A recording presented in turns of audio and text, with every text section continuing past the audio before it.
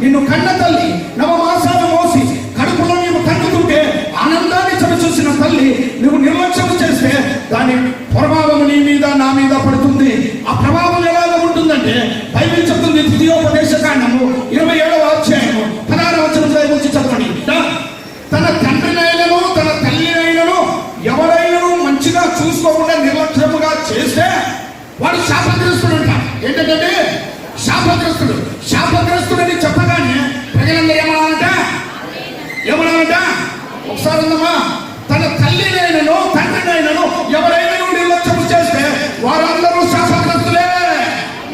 ఇంకొకసారి గట్టిగా చెప్పాలండి, తన తల్లినైనను తండ్రినైనను ఎవరైనా నిర్లక్ష్యం చేస్తే వారందరూ శాపగ్రస్తులే. శాపం అనేది నీకు వస్తుందని బైబిల్ చెప్తుందండి. కారణం ఏంటంటే తల్లిని నిర్లక్ష్యం చేయకూడదు, తండ్రిని నిర్లక్ష్యం చేయకూడదు.